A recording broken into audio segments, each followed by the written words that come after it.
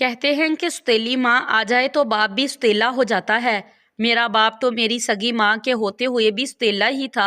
मेरी आंखों से आंसू तवातर से बह रहे थे क्योंकि आज मेरा निकाह था और मैं एक बेजान सा वजूद लिए बैठी थी। मुझे लग रहा था कि मैं मर चुकी हूँ। अभी कुछ देर बाद निकाह के लफ्ज़ों में मेरा जनाजा पढ़ाया जाएगा। मेरी डोली मैयत की तरह से उठाई जाएगी और कब्र की जगह मुझे उस घटिया और होश के मारे शख्स के कमरे में फेंक दिया जाएगा जो इंसान कहलाने के भी काबिल नहीं है। मेरे दिल से उस वक़्त यही दुआ निकल रही थी कि काश के ज़मीन फटे और मैं ज़मीन में धंस जाऊं, या सचमुच मुझे कब्र के घड़े में कोई फेंक कर मुझ पर मिट्टी डाल दे। काश मेरी जलती हुई धड़कनें रुक जाएं या मेरा सांस घुट जाए, मेरा दम निकल जाए। कमरे का दरवाज़ा खुला था। सामने मेरा बाप मौलाना साहिब के साथ खड़ा था। मेरे बहते आंसू देखकर वो नज़रें चुरा गया था। मैं ये सोच रही थी कि क्या ऐसे बाप भी होते हैं जो अपनी बेटी की आंखों में आंसू देखकर तड़प जाते हैं। उनकी एक मुस्कान की खातिर क्या कुछ नहीं करते। लेकिन मेरा सगा बाप हर एक ऐसे जज्बे से आरी था जो बेटियों के लिए एक बाप अपने दिल में रखता है। ना वो नशे का आदी था कि अपनी इस लत की खातिर रिश्तों को भूल बैठे, ना ही इतना गरीब के मजबूरन अपने जिगर का गोशा किसी दरिंदे सिफ्त शख्स के हवाले कर दे। मेरे सामने मेरा बाप बैठा निकाह के नाम पर मुझे दुनिया में ही जहन्नम में फेंक रहा था। मैं गुमसुम सी बैठी थी। निकाह के लफ्ज़ मुझे अपने असाब पर कोड़े की मानिंद लगते थे। महसूस हो रहे थे कि मेरे गले में इतनी गिरें पड़ चुकी थी कि मैंने ज़बान से इकरार नहीं किया था। बस एक सुलगती नज़र अपने बाप पर डाली और इस बात में सर हिलाकर खुद को एक अजियतनाक ज़िंदगी के हवाले कर दिया था। मुझे याद आने लगा कि मेरी वालदा कितनी साबिर किस्म खातून थी। मेरे वालिद शुरू से ही सख्त और तेज़ मिजाज के थे। मेरी माँ हर वक्त मेरे बाप से डरी सहमी रहती थी। अब्बा घर आते तो अम्मी हर काम उनके आने से पहले ही कर चुकी होती थी।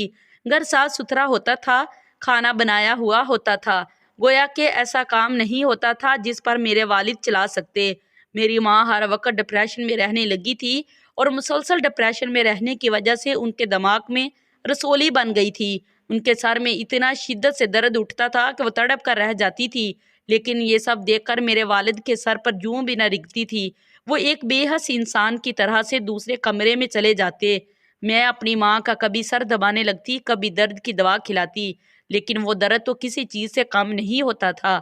और एक दिन मेरी वालदा वो दर्द सहते हुए दम ही तोड़ गई थी। अपनी माँ का मुर्दा वजूद देखकर तो मैं पागल सी हो गई थी। मेरा रो रो कर बुरा हाल था। मेरी माँ ही मेरा सब कुछ थी। मेरे वालिद को शायद मेरी माँ की मौत का ही इंतज़ार था। उनकी आंख से एक आंसू भी नहीं आया था।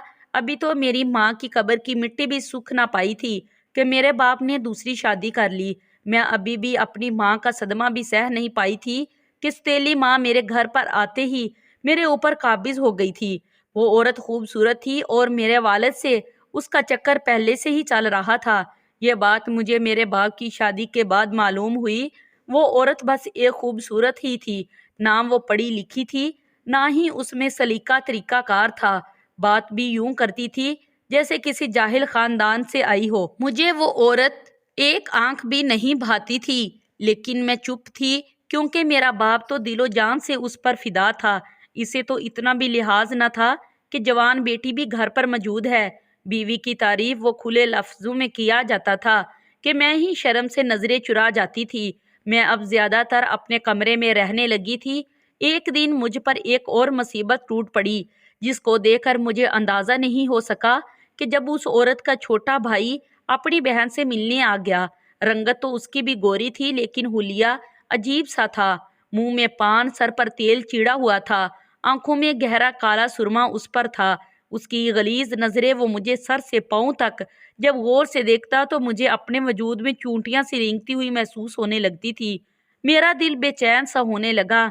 मुझे उसकी तेज धार नजरें अपने वजूद पर खंजर की तरह से चुभती थी।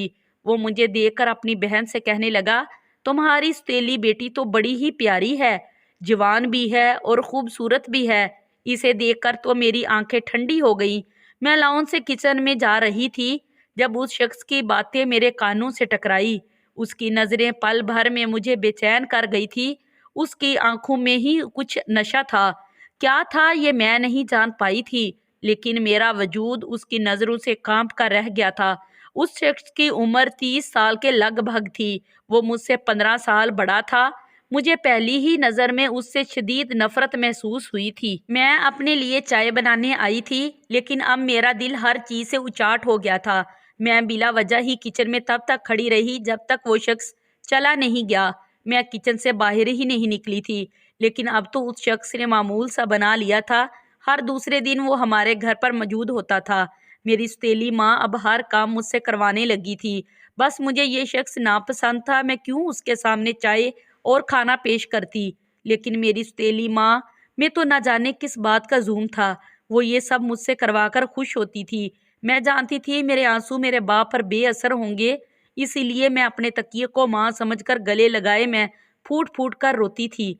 मैं कहने लगी, अम्मी आप तो जानती थी कि अब्बा कैसे हैं, फिर आप मुझे छोड़कर क्यों चली गई? मैं अपने बाप के घर में होते हुए भी गैर महफूज थी। मैं हिचकियों से रो रही थी और कोई मेरे आंसू साफ करने वाला भी ना था। एक बार तो उस शख्स ने हद ही कर दी। मैं किचन में खाना बना रही थी कि वो चुपके से किचन में आ गया और मुझे अकब से अपने हसार में ले लिया। मैं जल्दी से उसकी गिरफ्त से आज़ाद हुई। वो मुझे देखकर हंस रहा था। उसकी आंखों में होश की आग देखकर मेरा गुस्से से बुरा हाल था। क्या मैं उस शख्स की जर खरीद थी जो चाहे मेरे साथ वो बदतमीजी करे, मेरे साथ वो कर जाए। मैंने उसके मुंह पर खींच के थप्पड़ मार दिया। मैंने कहा, तुम्हारी जुर्रत कैसे हुई मेरे साथ इस किस्म की घटिया हरकत करने की? मैं गुस्से से हलक के बल चलाई थी। वो शख्स गुस्से से सुर्ख चेहरा और आंखों से मुझे देख रहा था। मेरी सौतेली माँ भी उधर ही आ गई। वो शख्स मुझे कहने लगा, तुम्हारी इतनी जुर्रत कि तुमने मुझ पर हाथ उठाया। वो मेरी तरफ बड़ा ही था कि मैंने तेज धार वाली छुरी पकड़ ली। मैंने कहा, खबरदार जो मेरी तरफ बढ़े, वरना आज तुम मेरे हाथों कत्ल हो जाओगे। जिस कदर मैं गुस्से में थी, मैं सचमुच उसका कत्ल ही कर डालती। वो घबरा कर पीछे हटा था। मेरी सौतेली माँ मुझसे कहने लगी, तुम इस कदर हद से बढ़ गई हो कि तुमने मेरे भाई पर हाथ उठाया और अब इस पर छुरी उठा रही हो। मैंने कहा कि अगर ये शख्स अपनी ही हरकतों से बाज नहीं आया तो मैं इसे जान से मार डालूंगी। उसकी हिम्मत भी कैसे हुई मुझे छूने की। मैं किसी बबरी हुई शेरनी की तरह से दहाड़ते हुए बोली थी। उस वक्त तो मेरी माँ और उसका वो ठिरकी भाई वहां से चले गए। मैं जब्त करके थक चुकी थी, लेकिन मैं नहीं जानती थी कि वो रात मेरे लिए क्यामत की रात होगी। मैं जब गहरी नींद अपने कमरे में सो रही थी तो मुझे यूं महसूस हुआ कि कोई मेरे बहुत ही ज्यादा करीब हुआ है। जैसे ही मैंने अपनी आंखें खोली, मेरे मुंह पर किसी ने हाथ रख दिया। मैंने बस एक सरगोशी अपने कानों में सुनी थी कि मेरे छू लेने पर तुम्हें बड़ी आग लगी थी। हाँ, आज अगर मैं तुम्हारी इज्जत को पामाल करके रख दूंगा तो आज तुम क्या करोगी? मैं खुद को उस शख्स की गिरफ्त से आज़ाद करने की कोशिश करने लगी, लेकिन वो शख्स अपने नापाक इरादों में कामयाब हो चुका था। सुबह मैं बिल्कुल बेजान वजूद थी। मेरे हाथ में पहनी हुई कांच की चूड़ियां टूटकर मेरी कलाइयों को जख्मी कर चुकी थी। उस शख्स ने मेरे साथ हिमानियत बरती थी। उस शख्स ने जलते सिगरेट से मेरे वजूद को दागादार कर दिया था और मेरे मुंह पर से हाथ नहीं उठाया था कि कहीं मेरी आवाज़ सुनकर कोई मेरी मदद को ना पहुंच जाए। सुबह वो शख्स अपनी कमीनगी हंसी के साथ मुझसे ये कहने लगा, ये तुम्हारे थप्पड़ का बदला है। बहुत अकड़ती थी मेरे सामने, देख लिया मुझसे जिद लगाने का अंजाम। अब उस रात को सारी जिंदगी याद करके रोना, और मैं यूं थी कि बेजान हो चुकी थी। मेरे आंसू तक खुश्क हो चुके थे। अपनी लूटी फूटी हालत की जिम्मेदार मैं किसे ठहराती? अपने ही बाप के घर में उसकी मौजूदगी में अपना सब कुछ खो चुकी थी। वो कमरे से बाहर निकलकर जाने लगा। उसी वक़्त फजर की अजानें मस्जिद में बुलंद हुई। यकलिखते मेरी आंखों से दो आंसू टूटकर मेरे रुखसार पर गिरे थे। मेरे दिल से एक आह निकली थी कि काश ये शख्स मर जाए, लेकिन ये शायद मुझ पर टूटने वाली क़यामत की इब्तिदा थी। जैसे ही वो शख्स अपना चेहरा छुपाकर कमरे से बाहर निकला, मेरे वालिद नमाज के इरादे से अपने कमरे से बाहर निकले। इसे मेरे कमरे से बाहर निकलते देखकर अब्बा ने समझा कोई चोर है, क्योंकि उसने रुमाल से अपना मुंह छुपा रखा था। अब्बा ने इसे पकड़ लिया और इसे मारने लगे। शोर की आवाज़ से मेरी सौतेली माँ भी उठकर बाहर आ गई। जब रोशनी में उसका चेहरा देखा तो मेरे बाप के होश उड़ गए। मेरी सौतेली माँ ने ये इल्ज़ाम भी मुझ पर लगा दिया कि सुहेल और शीज़ा एक दूसरे को पसंद करते हैं। मैं तो आपसे रिश्ते की बात करने वाली थी, लेकिन मुझे लगा कि शीज़ा अभी छोटी है, 12वीं जमात में पढ़ ले तो ही बात करूंगी। لیکن مجھے نہیں پتا تھا کہ یہ وہ سہیل کو رات اپنے کمرے میں ہی بلا لے گی۔ ارے یہ سب کرنے کی کیا ضرورت تھی؟ مجھ سے ہی کہہ دیتی تو میں جلدی ہی تمہاری شادی کروا دیتی۔ بھائی یہ لڑکی تو اور نہ جانے کتنے گل کھلائے گی۔ میں اندر بیٹھی سب کچھ سن رہی تھی، لیکن اپنی صفائی میں باہر جا کر کچھ نہیں بولی، کیونکہ میں جانتی تھی کہ میرا اپنا باپ بیگانہ ہو چکا ہے۔ میں سچ بھی کہہ دوں تو میں ہی جھوٹی کہلاؤں گی۔ میرا باپ پہلی بار میری ماں پر چلایا تھا، کہنے لگا یہ اس وقت یہاں کیا کرنے آیا تھا؟ اسے شرم نہیں آئی یہ گناہ کرتے ہوئے؟ ابا آپ چلا کر بولے تھے۔ میری ماں کہنے لگی قصور آپ کی لاڈلی کا ہے، جب وہ دن بھر اپنی ادائیں دکھائے گی تو مرد کا دل تو بے قابو ہوگا۔ میں اب ان باتوں کا کوئی فائدہ نہیں ہے، غلطی ہمارے ہی بچوں سے ہوئی ہے تو ان کی غلطی پر پردہ بھی ہم ہی ڈالیں گے۔ کل ہی صادقی سے ان کا نکاح کر دیتے ہیں، بات گھر کی ہے، گھر میں ہی رہ جائے گی۔ یہ خبر ایسی تھی کہ میری روح تک کانپ کر رہ گئی تھی۔ جو اذیت میں نے رات کو سہی تھی وہی میں ہر روز سہنے کی متحمل نہیں تھی۔ میں اپنی اسی بکری حالت میں ہی کمرے سے باہر آ گئی۔ سامنے ہی وہ شخص میرے باپ کے سامنے نظریں جھکائے کھڑا تھا۔ میں نے کہا میں مر جاؤں گی، اس ذلیل انسان سے شادی نہیں کروں گی۔ مجھے اس شخص سے نفرت ہے، اس نے میرے ساتھ زبردستی گناہ کیا ہے۔ لیکن میری سوتیلی ماں نے میرے باپ کو کہا کہ میں نے محلے میں اور بھی یار پال رکھے ہیں، میں کسی ایک مرد کی اسی لیے نہیں ہونا چاہتی کہ میرا گزارا کسی ایک مرد کے ساتھ ہے ہی نہیں۔ میرے باپ نے یہ سنتے ہی مجھے بہت مارا، کہنے لگا مجھے نہیں پتا تھا کہ میں ایک ناگن اپنے گھر میں پال رہا ہوں۔ اگلے روز میرا نکاح اس سے کر دیا گیا۔ اس نکاح پر میری سوتیلی ماں کی ماں بھی بہت خوش تھی، کیونکہ وہ اپنے بیٹے کے ساتھ اپنی بھانجی کو بہانا چاہتی تھی، لیکن بیٹی کا گھر بسانے کی خاطر ہی وہ مجھے قبول کر رہی تھی۔ میں مرے مرے قدموں سے اپنے بے جان وجود کی لاش کو کھینچتے ہوئے لے کر اپنے باپ کی دہلیز سے باہر نکلی تھی۔ اپنی اگلی زندگی میری آنکھوں کے سامنے تھی۔ وہ شخص اپنی درندگی کا مظاہرہ میرے ساتھ کرتا اور اس کی ماں مجھ سے اس بات کا بدلہ لیتی کہ میری وجہ سے اس کی سگی بھانجی اس گھر میں نہیں آ سکی۔ لیکن یہ اذیت تو شاید اس اذیت سے بہت کم تھی جو مجھے اس گھر میں دی گئی تھی۔ مجھے اپنے گھر لاتے ہی میری ساس نے کہا کہ سہیل رات کو تمہیں اپنی شکل نہیں دکھائے گا جب تک کہ تم حاملہ نہیں ہو جاتی۔ مجھے یہ بات لگی تو کچھ عجیب تھی، لیکن میں خود بھی اس شخص کی شکل نہیں دیکھنا چاہتی تھی۔ اچھا تھا کہ وہ مجھے اپنی شکل کبھی بھی نہ دکھائے۔ میں اپنے کمرے میں چلی گئی۔ اس رات میرے کمرے میں سہیل نہیں آیا۔ میں نے بھی شکر کیا تھا۔ دن میں اٹھتے ہی میری ساس نے مجھے گھر کے کام کاج کا کہنے لگی۔ میں چپ چاپ کام کرنے لگی۔ میں جانتی تھی کہ نہ میں کوئی من چاہی دلہن ہوں کہ میرے نخرے کوئی اٹھائے، نہ ہی مجھے اس شخص کا ساتھ پسند ہے، لیکن مجھے یہاں وہی کرنا ہے جو وہ لوگ چاہتے ہیں، کیونکہ میرا باپ تو مجھے پکڑ کر نہیں پوچھے گا۔ رات کو میں تھک کر اپنے کمرے میں آئی تھی، کچھ ہی دیر میں مجھے نیند آ گئی۔ رات کو میرے کمرے میں بے حد اندھیرا تھا، مجھے سوائے گھپ اندھیرے کے کچھ بھی دکھائی نہیں دے رہا تھا، اور میں تھی بھی کچھ گہری نیند میں، لیکن مجھے یہ احساس ہو رہا تھا کہ میرے ساتھ جاہلانہ سلوک کیا جا رہا ہے، لیکن میں نیم بے ہوشی کی حالت میں تھی۔ صبح جب میری آنکھ کھلی تو میرے پورے وجود میں درد کی شدت کا احساس تھا۔ میں تو یہ جانتی تھی کہ وہ شخص مجھے اذیت ہی دینے کے لیے لایا تھا، اسی لیے میں نے اپنی زبان پر قفل ہی ڈال دیے۔ مجھے بس اپنی گہری نیند کی سمجھ نہیں آ رہی تھی۔ میری اب ہر رات اسی اذیت میں گزرنے لگی۔ ایک عجیب بات یہ ہوئی تھی کہ میری ساس بہت خوش نظر آنے لگی۔ میرے ساتھ اس کا برتاؤ بھی بہت اچھا ہو گیا تھا۔ میں حیران ہوتی تھی کہ جب بھی میں صبح بے حال سے باہر نکلتی مجھے گرم گرم دودھ پینے کو دیتی، کہتی کہ اسے پی لو، تم بہت کمزور ہوتی جا رہی ہو۔ میری خوراک کا بھی بہت خیال رکھتی۔ میں حیران تھی کہ وہ مجھے کیوں اتنا اچھا برتاؤ رکھ رہی تھی۔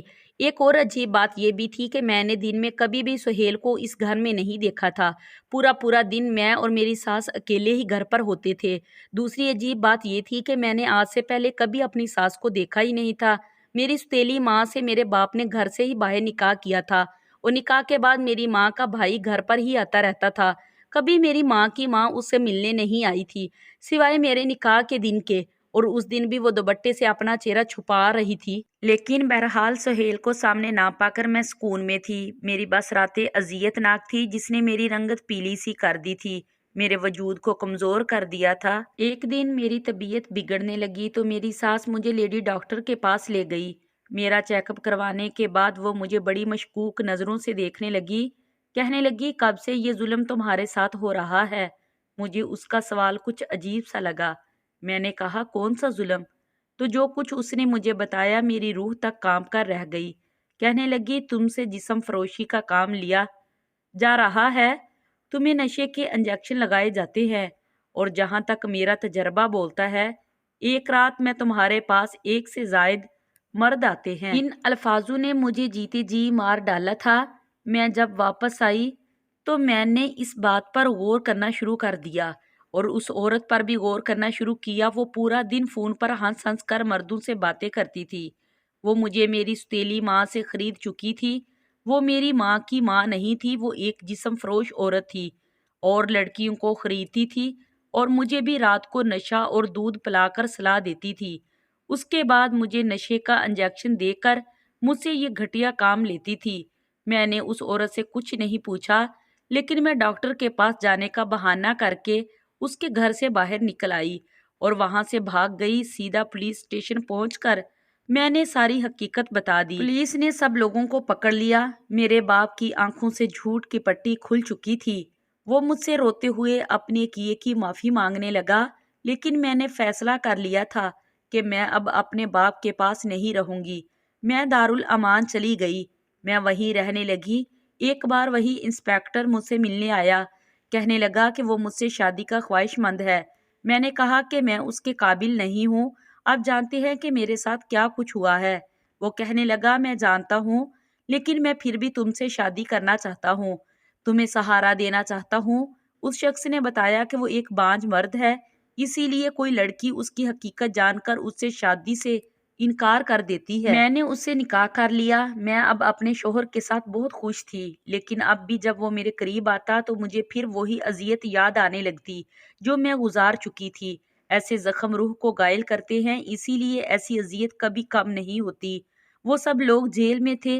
मेरा शोहर उस शख्स को रिमांड में लेता था। जब मेरी तकलीफ का इसे एहसास होता था। मेरा शोहर बहुत अच्छा इंसान था और मेरा बहुत ज्यादा ख्याल रखता था। प्लीज मेरी वीडियो को लाइक करें और शेयर करें और मेरे चैनल को सब्सक्राइब करें ताकि मैं अपनी हर अच्छी आने वाली वीडियो आप लोगों तक जरूर शेयर कर सकूं। तब तक के लिए मुझे इजाजत दीजिए। शुक्रिया। अल्लाह हाफिज।